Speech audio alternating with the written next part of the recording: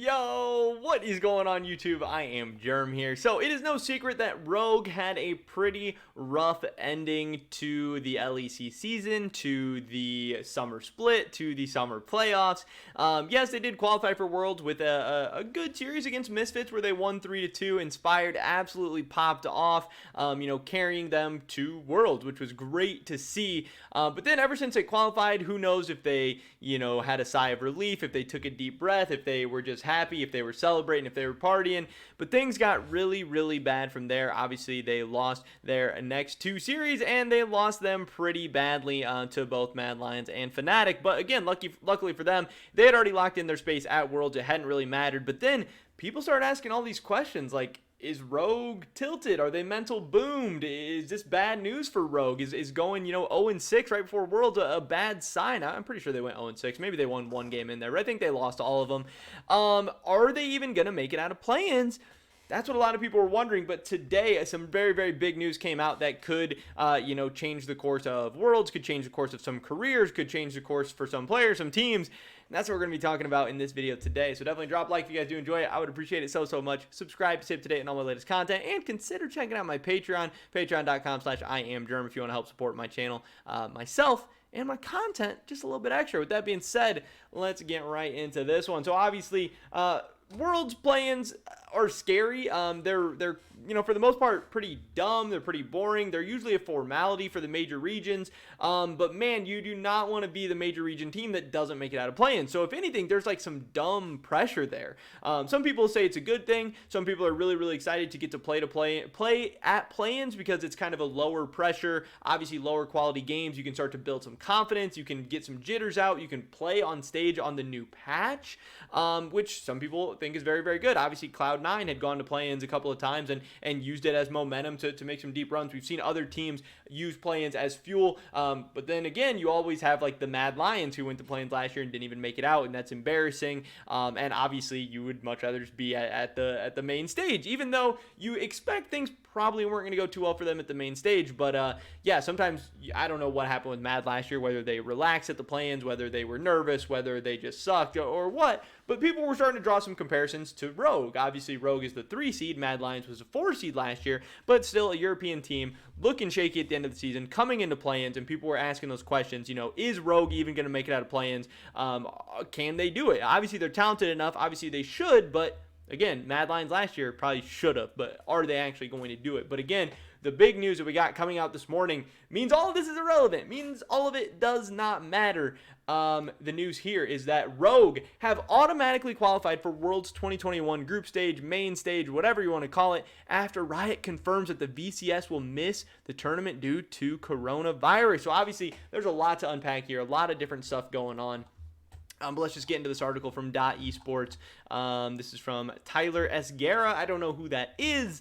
But Riot Games officially revealed this morning that 2021 League of Legends World Championship is being held in Iceland. That is something that Wooloo had already rumored and stuff. So we kind of already knew, but it's going back to Reykjavik. Obviously, MSI was a massive success there. Obviously, they had a good time getting all their production staff, all their crew, and all their teams and team members into Iceland with no issues, so that was good. They're confident enough to go back. But with this announcement, the team also confirmed that the 2 representatives from Vietnam will not be able to attend Worlds due to travel restrictions. So this is very, very interesting because the VCS was actually forced to cancel its 2021 summer split because of multiple different things going on. And then they were saying, maybe we'll be able to travel to Worlds. We'll see what happens. But they're not able to go to Worlds. I don't believe they went to MSI. I know they didn't go to Worlds last year. They're missing out on so much stuff. And Vietnam has honestly been a pretty good region internationally. Historically, they've been fun. Obviously, Gigabyte, Marines, Levi, teams like that, players like that. So it sucks that they will not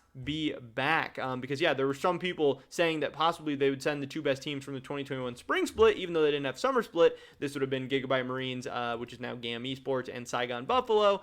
But again, that is not happening. So that means the format needs to change a little bit. And now instead of Rogue going into play-ins, Rogue will be skipping the play-ins and going straight to the main stage, which could be a very, very big deal for them. Again, some people are saying, oh, play-ins would have been good for them to build some confidence. Now they're going to have to go straight into some better teams, some harder competition, still coming off that very, very bad showing in summer split and everything. But again, they're having, weeks, if not close to a couple months to practice, to shake that off, to get ready, to get their minds right. I don't really think it should be on their minds by the time they actually go to the group stage. It's just going to be less pressure for them. They don't have to deal with all the memes and stuff of if they don't make it out of plans. They're not going to have to deal with all the question marks. Honestly, it's going to lower their expectations way, way more now. This is the 3 seed coming out of the LEC. They're not even supposed to get out of groups. They're not even supposed to do that good. So they can kind of relax. The pressure's off. This could be very, very good for them. But also in the end, this could maybe change some players' career, some lives, some coaches and stuff. Like, think if Rogue went to the play-ins and things didn't go good, if they embarrassed themselves, if things went bad, if they were not able to make it out of play-ins after doing so well in the regular season, doing so well in the spring split, choking in the spring finals, not having a good showing in the summer playoffs, not even making it out of play-ins, would you then need to swap your coach? Would you then need to maybe mix up your roster a little bit? Would Inspired, who just signed this new contract extension, would he start having some questions? Where would you go from there? Would you move Trimby? Would you move Odo? Would you move Larson? Could you potentially go on from Hans Sama? Would you want to look at some different players, some different pieces, whether it be Treats or Reckless or BB or, all these different options out there? I don't know, but I know that this now changes things a lot, and I think it sucks in terms of the viewing experience, honestly, because I think this was going to be an interesting storyline. One, this is just one less good team at the play-ins, so, play-ins are just going to suck even more. I already think play-ins is kind of boring as it is, but also the Rogue storyline of how are they going to rebound from that summer playoffs? Are they going to make it out of play-ins? Are they going to look good? Are they going to be strong? That's another storyline that's taken away. Now a lot of that pressure is going on Hanwha Life, which, there's some pressure there on Cloud9 as well. Always, major region teams are supposed to get out of play-ins, so the pressure is going to be there. But Hanwha Life is now, the team that people are going to be looking at. Are they going to be the major region team to not make it out of play-ins? Are they going to run into that trouble? Are they going to be able to work things out? So I just thought that this was kind of interesting. People are talking about how, Rogue made it out of groups without, giving up a single kill or losing a single tower, or, they finished all their games so fast. They did the play-in speed run, whatever, funny. But yeah, I had all these questions about Rogue, and now they're just in a way different spot. They have almost no expectations. Now, I'm sure the team and the players and everything still has a ton of expectations. The org should probably still have a ton of expectations, and if they do not do so good, I think you should still maybe even think about some changes in this coming offseason. But again, being the 3 seed and losing in groups is way less embarrassing. It's way less pressure. It's way less memeable than, being the 3 seed, being the number 1 seed from the regular season and not getting out of play-in. So this might save Rogue some embarrassment, might save their team some embarrassment, might save Europe as a region some embarrassment, especially after last year. But also at the end of the day, Rogue does not have time to build up their confidence. They don't get to pick up some easy wins. They're going to be thrown right in to, the gauntlet of the world group stage. And it's going to be very, very interesting to watch. Again, I know a lot of people, myself included, are upset that the VCS will not be going to the World Championships in 2021 once again. But at the end of the day, it should still be super, super fun. I'm still so hyped, so excited for Worlds. And Rogue fans, rejoice. You made it out of play-ins. Congratulations. That's pretty much it for this video today, guys. Definitely drop a like if you did enjoy it. I would appreciate it so much. Leave a comment down below. Did you think Rogue was going to make it out of play-ins? Were you worried about them? Were you confident in them? Do you think this is good or bad for Rogue? I would love to hear your guys' thoughts and opinions. Subscribe to stay up to date on all my latest content. Hopefully catch you guys in the next one. But until then, peace.